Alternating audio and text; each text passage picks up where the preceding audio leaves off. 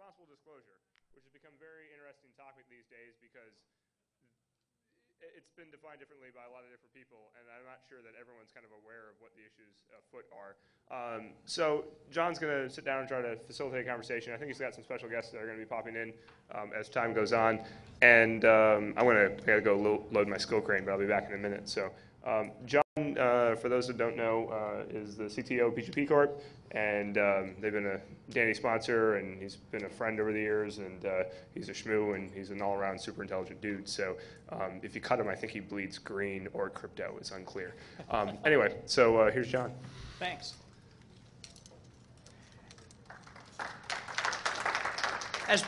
As Bruce said, I'm going to be talking about how to have the most pleasant experience possible during disclosure. This is part rant, it's part sermon, it's part stand-up comedy. I've got a bunch of slides, so it's like chime in. Stand-up comedy means you can heckle, but it also means that I may decide that we move on or just talk about this in the bar afterwards. So mainly I'm talking to security researchers who find bugs, software developers who make them. And facts that I'm going to talk about are in many times blurred, especially when they're me. I'm going to be using me as the unnamed guilty party in a lot of cases just because I can thus be more abusive and no one will hit me afterwards for it. I will mention some real-world things later, and actually Mike Lind is one of them. Okay, to go over this again, I'm CTO at PGP. I'm a shmoo. I've been doing the software for a long time now. I've done software development, sysadmin, support, you name it, over my long and checkered career. So this is a talk about stupidity.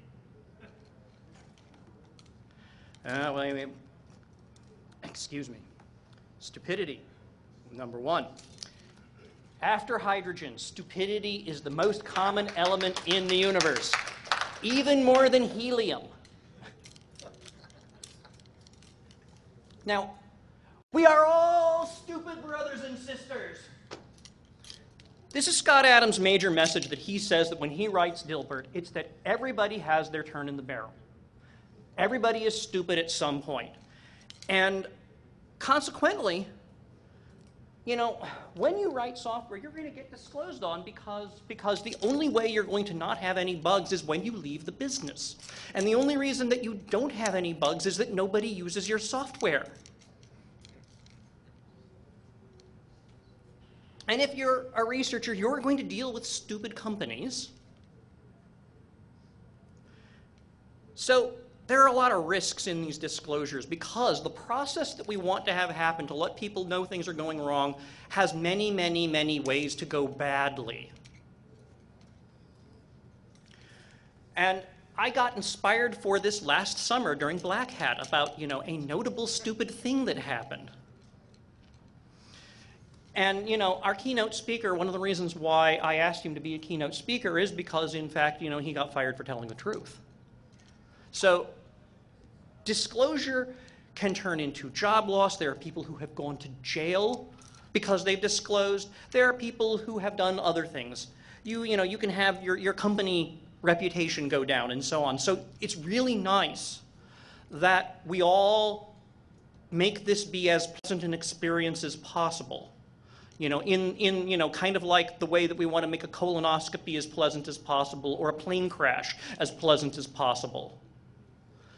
And the nature of malware is, in fact, changing. It's no longer kids having fun. An awful lot of what's going on now is mafiosi trying to make money. Now, what this is going to mean is that we may have liability in all directions, and the ways for things to go bad are getting worse, and the amplitude at which they will go bad is getting higher or lower. Yeah, Al. Tony Soprano is sitting at the card table. Yeah. Yeah, he says Tony Soprano is sitting at the card table. You really don't want somebody to adjust the video while you're giving a talk. You don't want your purpose in life to be as a warning for others. That's one of those things, I stole this from despair.com, but I really like that. What if your purpose in life is to be an example for others? Okay. Bugs are not natural occurrences. I'm a software guy. The first person that I blame for bugs is I blame the developers because somebody put them there. I've put them there myself. They're mistakes. They need to be fixed, and it's like aviation. Airplanes are going to go down. Airplanes are going to have cracks. Stuff is going to happen. And of course, when you find a bug, this doesn't mean you were especially smart because it's like finding sand on the beach. And, making fun of people who have sand on their bathing suits is, it's like, ooh, you've got sand on your beach. It's like, yeah, it's because I was at the beach. And also, not all bugs are created equal. I mean, you'd be amazed at some of the things that people complain to me about. It's like, there's a mistake in this checkbox. And that means that somebody might get the wrong idea, and they might set up the software the wrong way, and therefore, it's a security problem. Thank you. So, when you're finding things, don't lose sight of your objective. And being honest to yourself about what your goal is a really good thing to do. Do you want to make the world a better place? Do you like to stick it to people? Do you want to prove you're smart? Do you want your name in lights? Sticking it to people is a great evil pleasure, but if you're doing it for that reason, at least be honest to yourself. I mean, I'm going to presume that most of us are wanting to make the world a better place. It really is nice to stick it to people, though. And I'll also mention that the time during which you're going to get your name in lights because you found something good is going down rapidly. And one of my case studies is going to be one that actually, as one of the secondary risks of this is people who should have gotten their name in lights because they found something really good and didn't.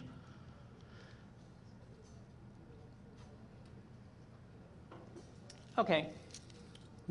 Stop clock is right twice a day. Take a look dispassionately at what Microsoft has been writing about responsible disclosure because an awful lot of it is right. If you tie it in with things that Schneier and other people have been saying, when a bug comes out, there's a window of vulnerability to which it gets fixed and the fix gets deployed and so on and so forth. And during that, that's actually when most of the bugs, actually exploits, get created. It is possible that there has never been a 0 day. I can think of 2 really good cases of 0 days. And a 0 day is when we say machines are getting rooted for reasons we don't understand. It's kind of like the Andromeda strain. It's like people are dropping over dead. Why? And when you go and you look at it afterwards, you find out why they were done. That's a 0 day. It's possible that there were, as few as 1, as few as 0, and this counts the WMF bug of last week as one of my possible 2. So it actually does make sense for us to make sure that the bugs are fixed and fixed software is deployed before we tell people what the vulnerability was. And there are real, honest-to-God reasons that will make sysadmins' lives easier and so on and so forth if we could only do it that way. Another despair.com saying that I like is at the bottom there. Every drop of rain believes that it is not responsible for the flood. This applies just as much to driving an SUV, not recycling, reporting bugs badly, and so on. Okay, another good saying.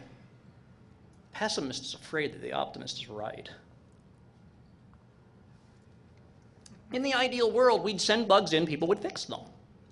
Well, we don't live in the ideal world, and this is why, for example, when push comes to shove, I am a full disclosure person, because experience has taught us that the number of people who will fix bugs in a responsible manner is probably less than about 5 as well. And I'd like to think I'm one of them, because, we really do take these things seriously.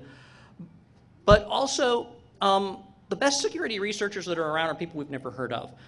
I testified to Congress before the DMCA came out, and I was arguing about lots of things that were in the proposed DMCA that needed to be taken out. And one of the things that I pointed out was we don't want to end up with essentially licensed researchers, And at the time, I gave the example of Paul Kocher, cryptographer who did power analysis, differential analysis. Nobody ever heard of him before he published these papers.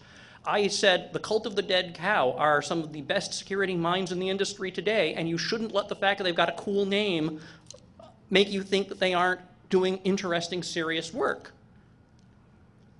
So we want to make sure that we smooth out the process. And one of the things that I really do want as a takeaway is that people need to get into a it is responsible to do everything responsibly, including responding to them and getting to them, and also understanding what I said first up, that the world's filled full of stupidity. This is especially important because we do not want the feds involved, or Interpol, or anybody else. And eventually they will. They're going to start regulating. It's important to have some things like security at domain, where people can report security bugs. I've had this for years, and the last major goof that I had, turned out the guy who wanted to report to us never sent mail to security at pgp.com. So we put it on the website. We ought to do this. We ought to put it on the website. Now I get, where do I buy an Aladdin e-token? Yeah, Al, again. We suggested that kind of thing a long time ago. And you know what security at domain turns out to be an awful lot of the time? Spam? The donut eater at the Yeah. Well, it's taken. yeah. He said that, it's a lot of times security is the donut eater. Well, where I am, security at goes to a string of vice presidents. But, and we get stupid questions. But, if this job were easy, they'd outsource it to Bangladesh.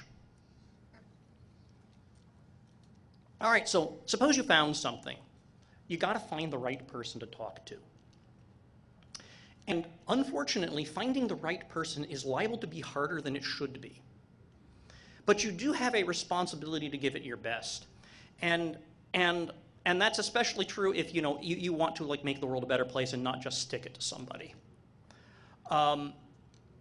And I really do mean it. I don't want to have licensing on things. People who are irresponsible software makers, people who are going to make money at accrediting people, they all want accreditation. I don't want accreditation because, like as Dan said during the keynote, he was like, I'm one of the people, I never learned security except for, going to work for a computer company. And I learned it the hard way, and it's fun, and I don't want to have to turn it into a bunch of people who have got strings of letters after their name and don't really know anything. But it will happen sooner or later. I just don't want it to happen any faster than it has to. Okay, and every company has a stupidity filter. They're sometimes called frontline support. I mean, really, that's what frontline support are there for. They're there to find out what level of expertise you have and whether or not and how stupid the problem you have is and who it should go to. So when you've got something that you found out, you have to hack the stupidity filter. Actually, using your own personal context is a good one because, you probably know somebody who can get it to the right person who will raise the right fuss. But you may not know that, just like you don't know what your 3 links are towards Kevin Bacon, but it's probably only 3. So you also need to do things like leave a telephone number, like a real one. Not 555-555-5555, which has happened to me, where people who've bought who end up into the stupidity filter, even though they've got something I wanted to know about, because their spam filter ate my reply, and they didn't leave a real phone number. So when they release the vulnerability, they say, contacted PGP Corporation, no one replied. Okay. And then there are times when you're just, in fact, you're sure you're in a Monty Python sketch. I told them we already got one. Oh, yes, it's very nice. So, this is when you need to step back and say, okay, I've run into the stupidity filter. And, one of the funniest lines to my mind anywhere is, in fact, in Monty Python's Michael Palin saying, is there anyone else up there we can talk to? When you've run into the stupidity filter, you need to say, is there anybody else I can talk to? Because this isn't working.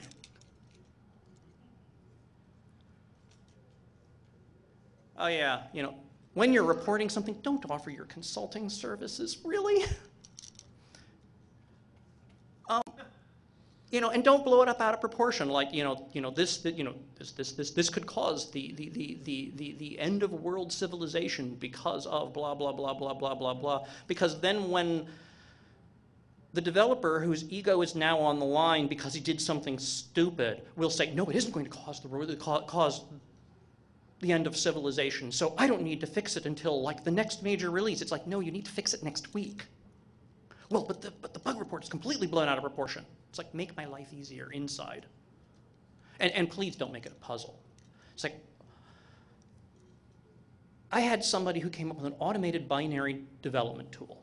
They're scanning binaries, looking for potential bugs. And they send me hex offsets into the DLLs of where they think there's a problem.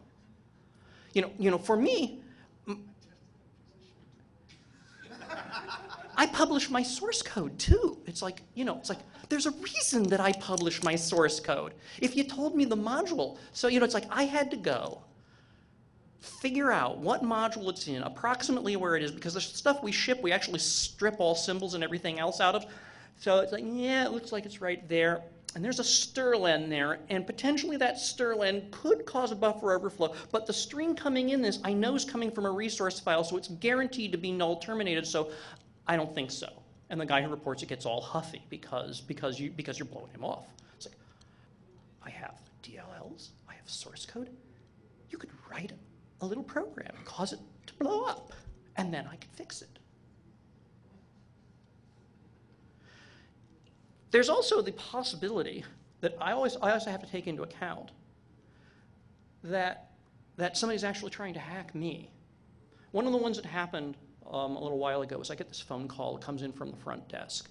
So he says, I'm from the Canadian Department of Defense, and I'm very disappointed because I found this program on the web that can decrypt PGP things. Yeah, right, I think. So I talked to the guy a little more, and he tells me that he's got this 15 megabyte file, and it will decrypt messages. And I think about this, and I said, well, we do have this thing called a passphrase cache, and we do have DLLs. It is possible somebody's hacked you by getting you to type in your passphrase, and then they decrypt a whole bunch of other things, your cache passphrase. And and it's ha ha ha, it's like there's a bug, and really it's like made you look.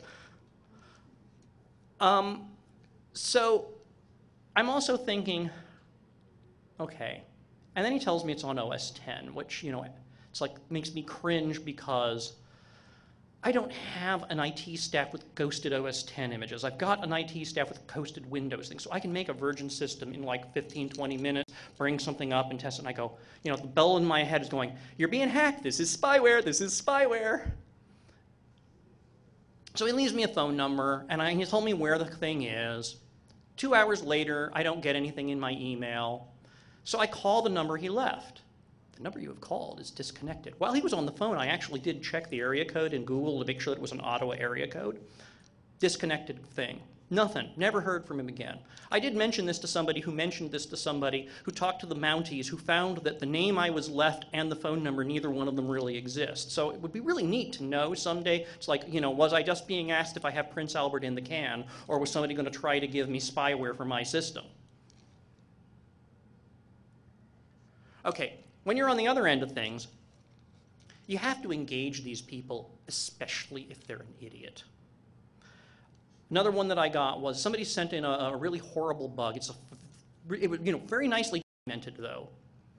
They sent the actual Visual Basic program, and basically what happens is after you decrypt a message, you can use this Visual Basic code to cut the plain text out of your mail and paste it into someplace else. Very important bug that needs to be fixed. Years ago when I worked at DEC, we had our own system, and we had all sorts of things to do. I came up with my own little vocabulary, like, thank you for your SPR was code for you ignorant twit. And you could write a really horrible, nasty letter and just translate phrase to phrase and come up with a nice standard business thing by using my little thing. And and I mentally did this where I thanked him profusely for it, and this will be taken care of with all the due speed that it deserves. And okay, fine. And you really do need to find out what's going on, especially when you think that that they're an idiot, especially when you think that you've seen this before, because sometimes you haven't. You got to take it seriously no matter how dumb it looks. And you also have to not trust them for all the reasons I described before. They might be trying to hack you.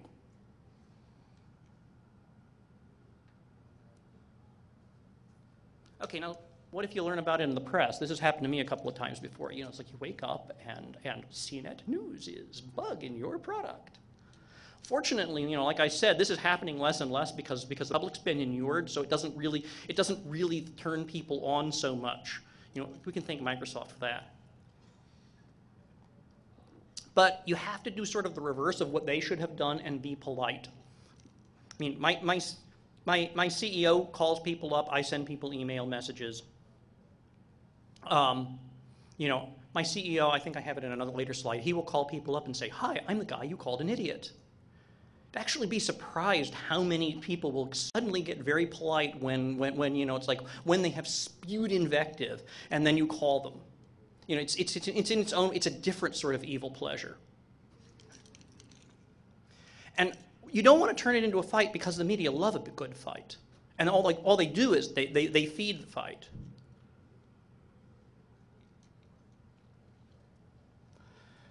Yeah, I've gotten ahead of myself, sorry. You know, find out what's really, really going on. Get somebody to play stupid yourself. I mean, I will do this when somebody's got something that they're sure is a problem, especially if it's the sort of thing of there are times when I will be on a mailing list or something. I mean, I'm author/editor of OpenPGP, and recently there was one guy there who's a really smart guy who was saying a bunch of things that were really dumb. And I think, this guy's really smart. So I called several people that I knew, you know, thought about it, found out that, oh, I was misunderstanding him. And, you know, and this will happen all the time, that you're going to find that somebody who's saying something that's actually really crazy is merely cross-synced with you. You know, using a word that you think means X and it, you know, it really means inconceivable. And, you know, comes time, you maybe you really will buy that hour of consulting from them or something.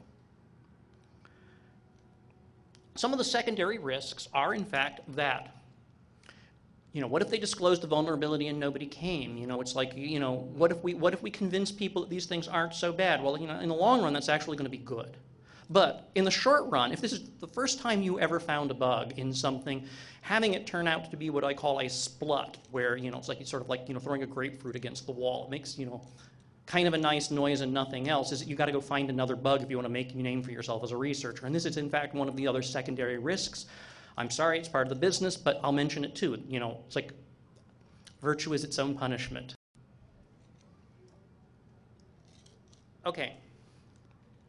Case study, the Lind affair. In case you missed it, I'm going to completely mischaracterize it because we've all heard it talked to death.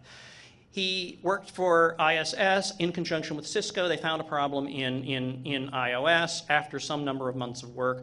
Black hat talk prepared. At the last minute, Cisco said, no, you can't do that. ISS backed Cisco and other people instead of him. He quit, gave the talk anyway. You know, press brouhaha follows. Lawyers talk to lawyers, all sorts of things go on. You know, it really makes for a jolly romp for the next couple of days.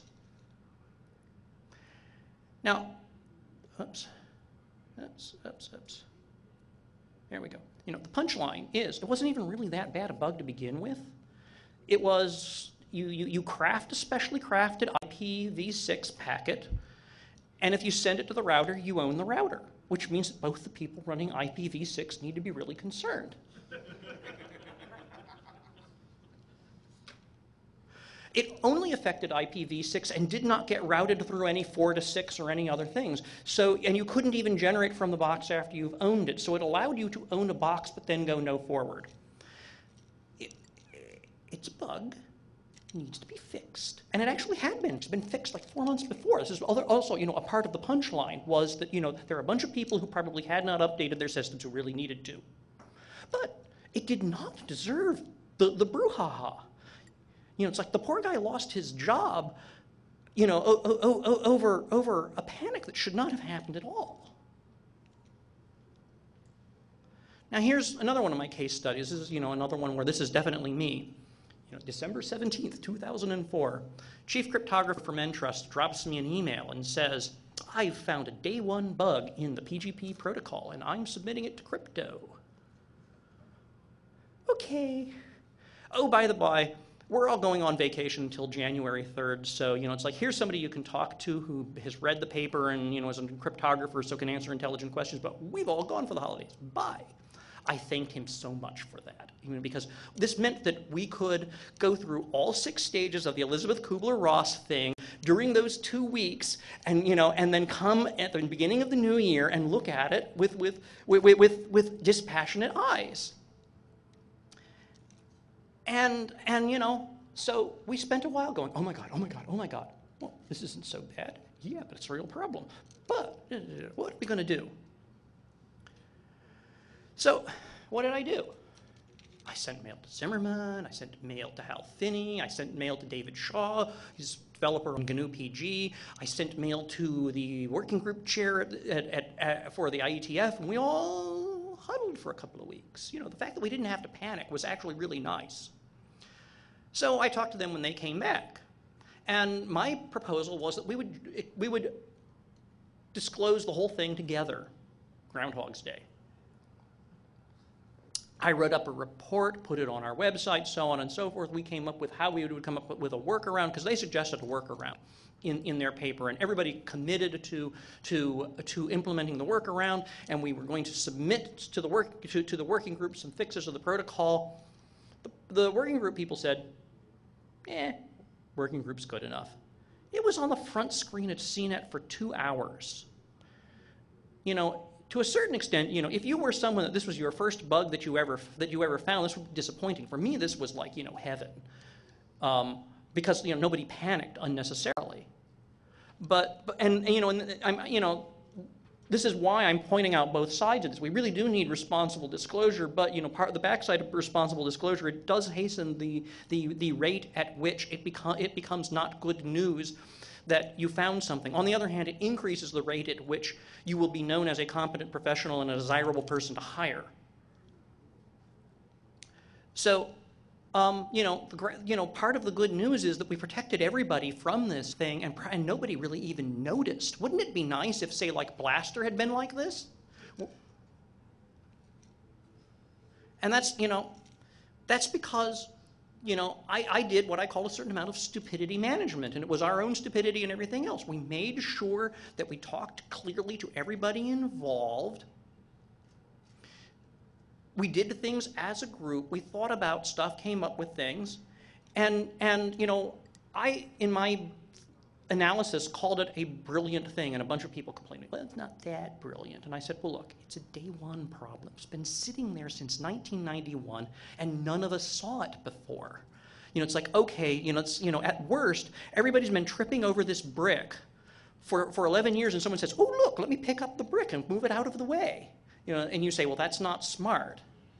And another one is that, if you think about it this way, if you say that somebody who found a problem in your stuff is, the next Einstein, then you weren't an idiot for putting it there in the first place, right? But if they're the scum of the earth, then what are you?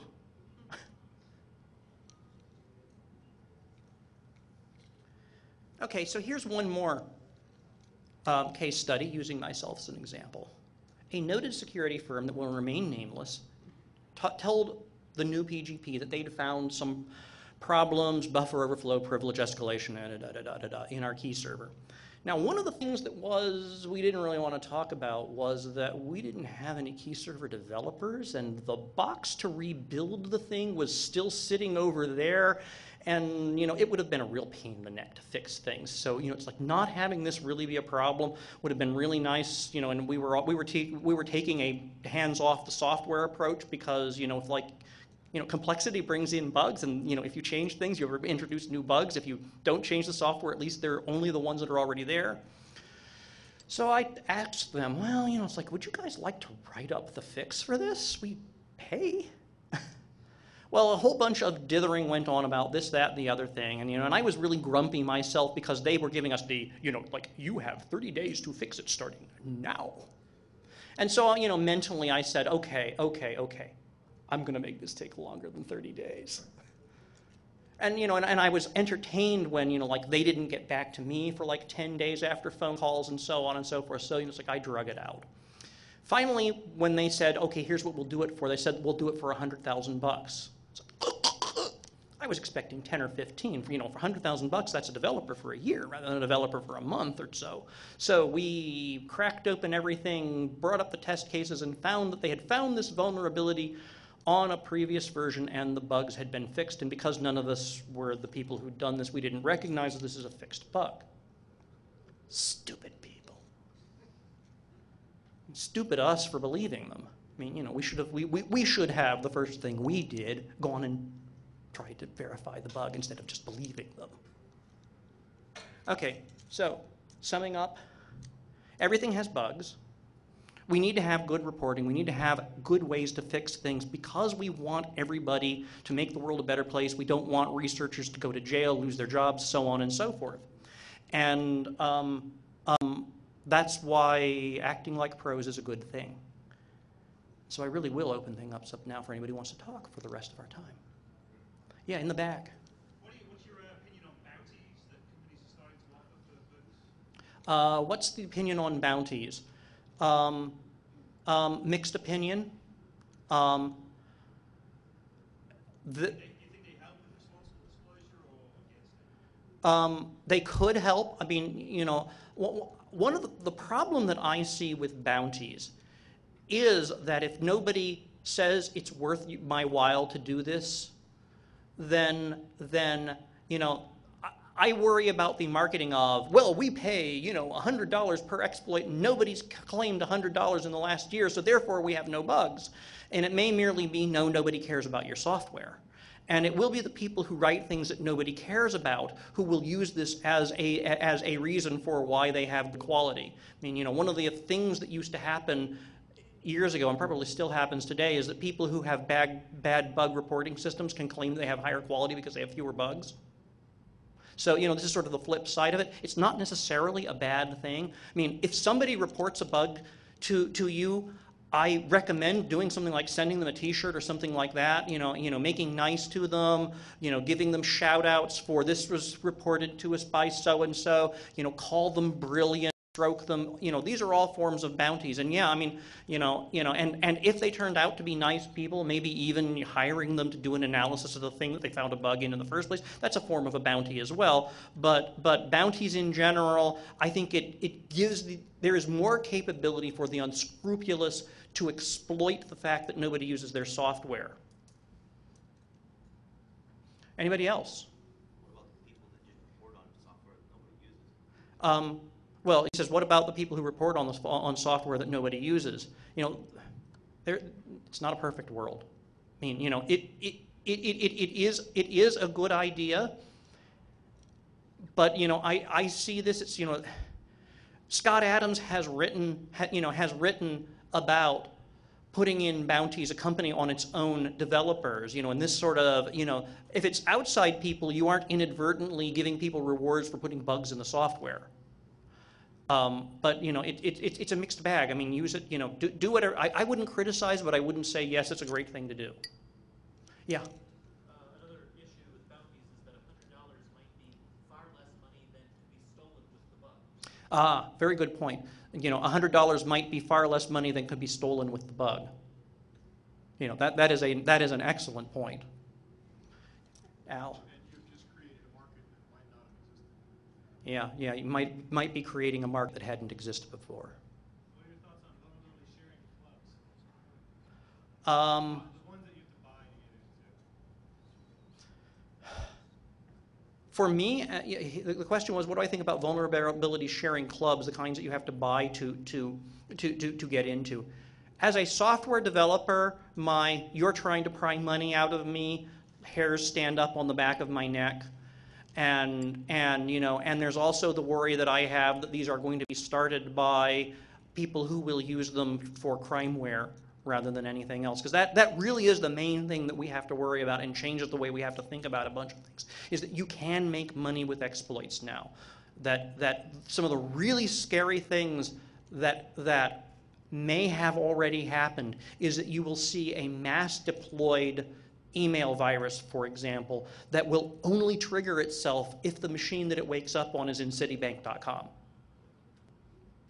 I mean, it's just the next step of phishing, only you're phishing inside the company instead of their customers. So, it's like, I don't know. I mean, it depends. I can see how you could do it right, and I can see how you could do it wrong. Yeah. What do you say to people that seriously argue that there is a known vulnerability that is out there that's exploiting people, but it's not popular enough to go full disclosure yet?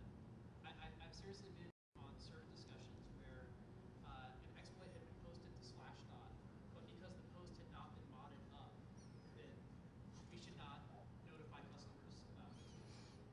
I would argue that anytime anything hits Slashdot anywhere,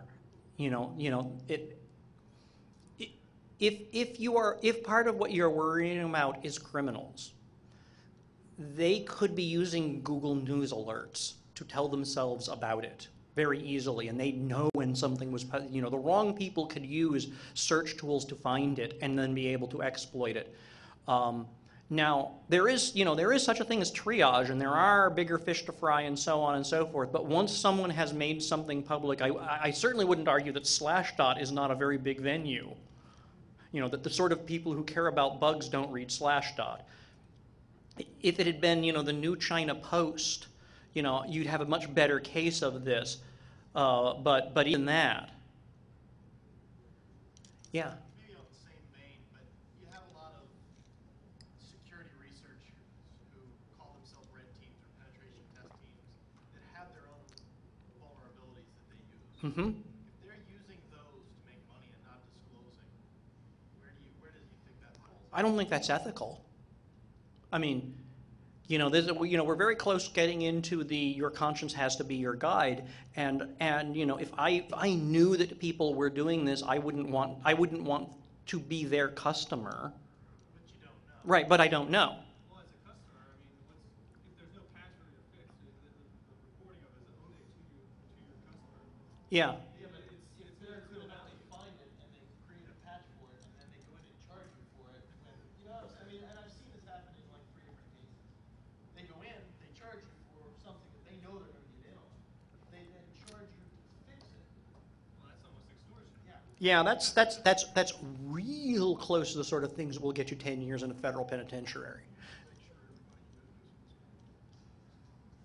It's like I wouldn't recommend that anybody do that, because that is one of the things that could blow up very bad in your face. And that's something that you should put in the legal, service level agreement that you're doing beforehand, that, there's no exploits to be used that, are not already known. I wouldn't SLA because they don't. They must disclose their methods. Yeah. They must disclose their methods, or something like that. Hopefully, people will be using different companies to do the remediation when they go up here to the assessment. Yeah. That's how you avoid that altogether. Right. That's the same problem that the financial sector had, where you don't have the proper wall between different sides of things. It's really a pity we're going to get to the point that we have to do these things too, because it's much nicer to not have to be regulated. How much more time do I have? 20 minutes. No, I have like 9 minutes, because we're supposed to get out of here at 10 till. So, who else? Who wants to talk about something? Keeping responsible disclosures out of jail. What about keeping responsible disclosures out of jail? I think there were, for example, in Mike Lynn's case, an awful lot of people who were very quietly, whispering to people, saying, because I know that I was doing this. I was talking to people and saying, this is a complete tempest in a teapot. This shouldn't be happening. People, take a deep breath, calm down, de-escalate. And there are times when this has, really gone badly in a number of ways. I mean, one of the worst ones was a UK thing where a guy who was actually a cop got shortchanged out of an ATM, and the bank basically said, of course our computers don't make mistakes. The fact that you are claiming that you got shortchanged with the ATM means that you are slandering us, blah blah blah blah blah, and actually ended up in jail for it. So it's like this is insanity.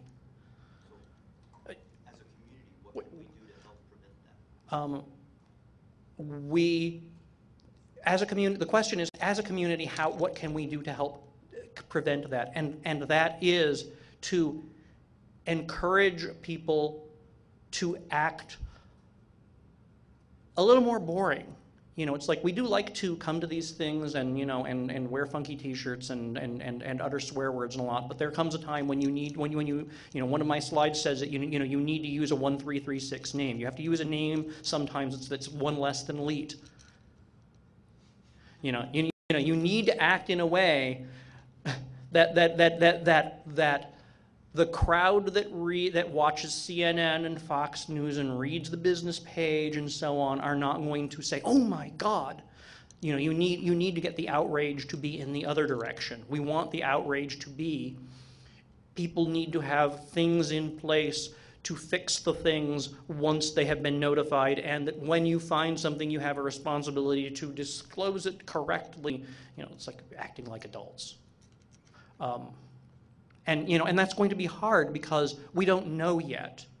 You know, some of it's common sense, but a lot of it isn't.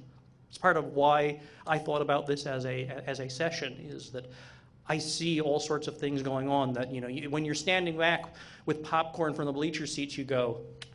Do you know, are you familiar with Rainforest Puppy's, his release of his disclosure agreements, or his policies on disclosure? He came up with a methodology of responsibly. I probably don't, so if you do, tell us. Oh, well, I don't, I believe it's like about a 2-month period. Mm-hmm. Where it's like trying to establish contact with the vendor, make it all necessary to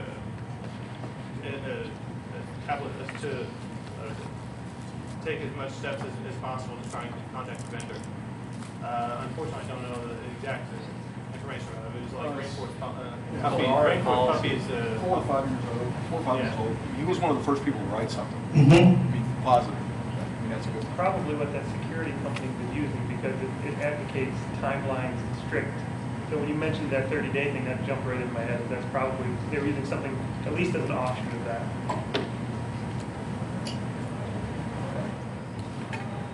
Anybody else?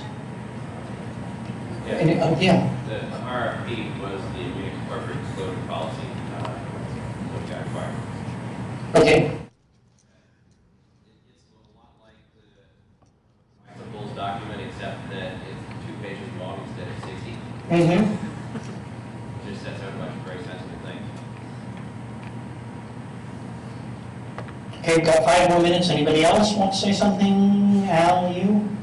I think you covered it, but Okay. In my humble opinion, I don't care how brilliant a researcher you are and how much trouble you're having getting a point across the company. Absolutely, the last thing to ever do is to just splat the vulnerability out. It just, you know, okay, you've lost the war, and they're going to have to fix it if you do that. But is there nothing else you can do? Call CERT, you know, Yeah. and that's a big pain in the butt for everybody. But call in, you know. What else can you do? Mm-hmm. How about companies that try to use DMCA to prevent people from even, you know, doing the vulnerability analysis, or, you know, Evil. Absolutely evil. You know, that you know, in most cases, you know, as somebody who helped make it be as not, you know, less vile than it could have been, really those things are exemptions in it. I mean, you know, it's like when I see that, I would say, you can't do that because there are escape clauses for people who are doing that. But it's, you know, illegal or not, it's still evil. You know, there are many evil things that are legal, and that's one of them.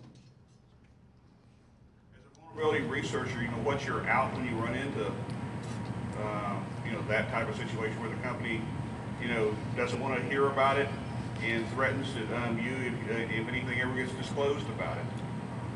I've never personally had the problem with that because, you know, it's like, because I've been in the biz for long enough and the sort of person that I am, my first thing that I do is I hit my own network of people that I know, you know, Who knows somebody at company X because I know something they really need to know and I don't want to hit an idiot in first line support?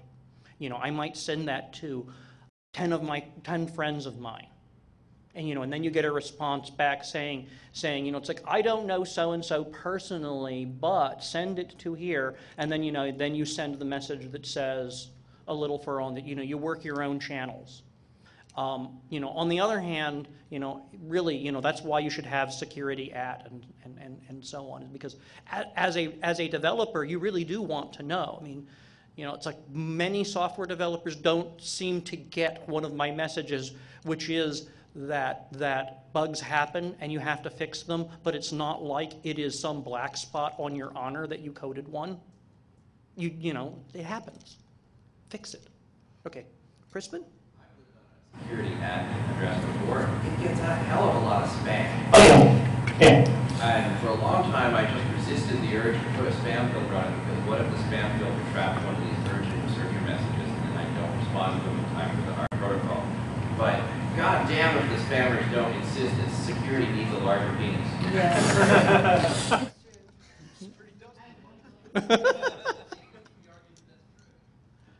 Yeah, in the back.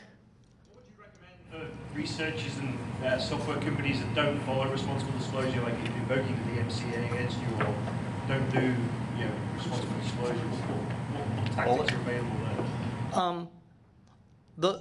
In the cases of companies that use the DMCA to protect themselves from these things, this is one of the cases where the angels almost always end up out. Because somebody finds out who finds out, and it may slow things down for 2 months, but when things hit the fan was spinning faster. You know, and really, the reason that you want to be responsible in having people tell you things is to slow down the velocity of that fan.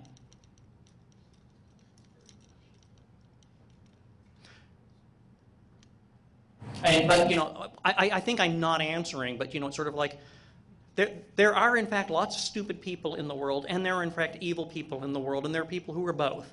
And, you know, and I'm hoping that we can cut down on at least the stupidity. Crispin, okay, I've gotten the shut up sign. So, thank you very much.